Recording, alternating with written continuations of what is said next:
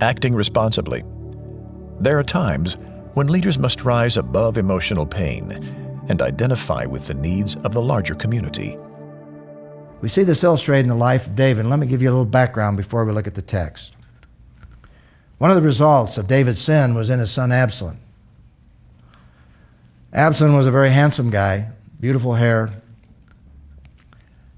But what he did was he betrayed his father. It's a horrible statement of betrayal. And by the way, it was one of the consequences of David's sin. But it didn't justify what Absalom had done. He literally tried to kill his father, went into battle against him. And in going to battle against him, on one occasion, his hair, long hair, was caught in the fork of a tree. His horse or mule went out from under him, and he was hanging there. He couldn't get away. And the right-hand man to David put a spear through his heart and took his life. Well, David heard about it. And David, by the way, had run into exile. He had left. He'd gone across the Jordan to get away from his own son who was trying to kill him, even though David was the king of Judah. Absalom was trying to take over. And here's how David responded. The king was deeply moved. And he went up to the gate chamber and he wept. As he walked, he cried, "My son Absalom, my son Absalom, if only I had died instead of you, Absalom, my son, my son." Now the principle that emerges from this, and let me just state that principle so we have it clearly in our mind. There are times when leaders must rise above emotional pain, identify with the needs of the larger community. David is not doing that. And what we have here is a confrontation that in some respects is almost humorous. And yet it's very serious. And here it is. If you go to chapter 19, verse 5 and 8 through 8. Then Joab, and Joab is his official commander of his army. Joab went into the house of the king and said, "Today you have shamed all of your soldiers, those who rescued your life and the lives of your sons and daughters, your wives, your concubines. You love your enemies and you hate those who love you." Joab is really nailing him to the wall. "Today you have made it clear that the commanders and soldiers mean nothing to you. In fact, today I know that if Absalom were alive and all of us were dead, it would be fine with you. Get up." David is in a state of self-absorption, and he's forgotten the fact that his soldiers literally were laying down their life to protect him from Absalom, who was trying to kill him. And so he says, "Go out and encourage your soldiers. For I swear by the Lord that if you don't go out, not a man will remain with you tonight." They're all going to forsake you, David, because they're willing to get everything, and now you're sitting here sobbing over your son Absalom who tried to kill you. "This will be worse for you than all the trouble that has come to you from your youth until now." Now, I think there's some overstatements here. But sometimes there has to be an overstatement to get the point across, and certainly we see this happening. So, it worked. The king got up, he sat in the gate, and all the people were told, "Look, the king is sitting in the gate." Then they all came into the king's presence. And we have an interesting culmination to this whole situation in verse 15.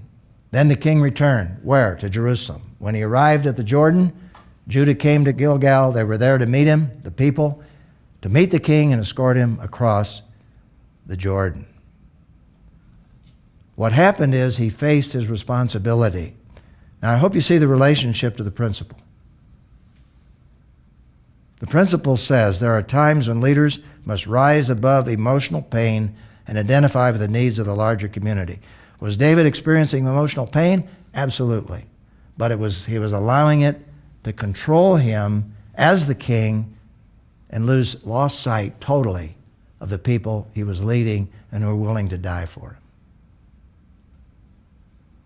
And so it took a man like Joab to get the point across in relationship to what he was doing. You know, there are times when you have to absolutely lay aside your own pain, and it was real pain, for the larger community, if you're a leader.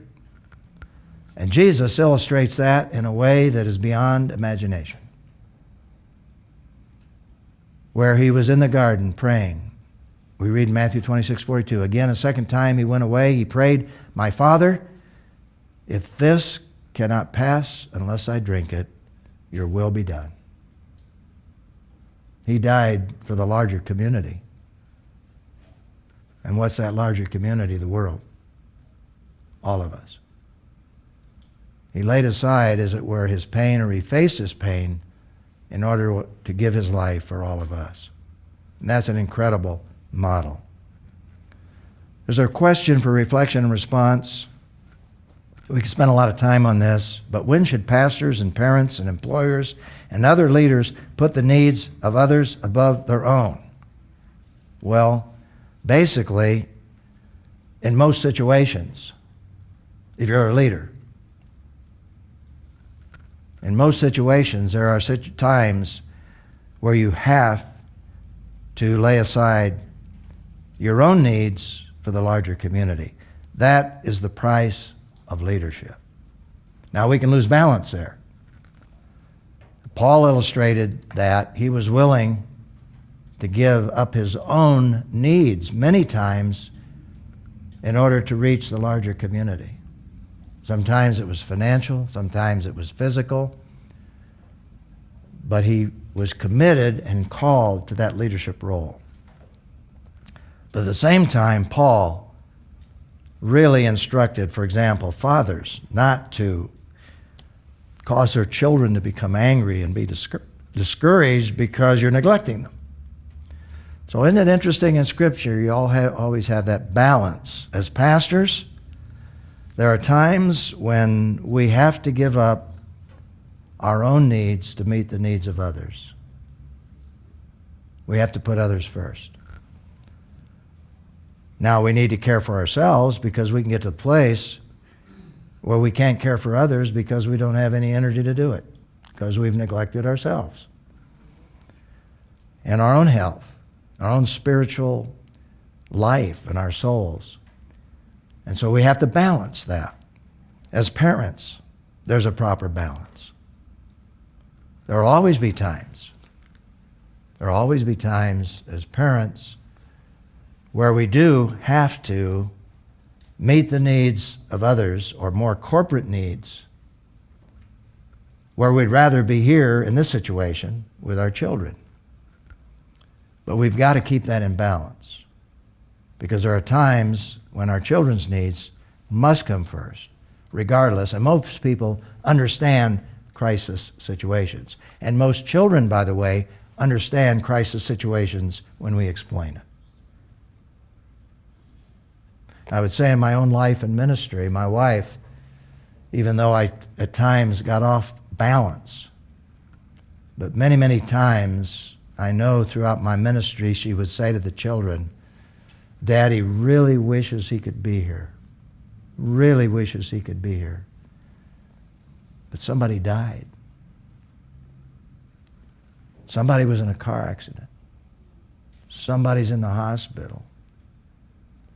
Somebody needs Daddy right now. Doesn't mean he doesn't love you." And I want to thank my wife for being that kind of supportive spouse, even sometimes when I was off balance and neglecting my children because of the needs of others.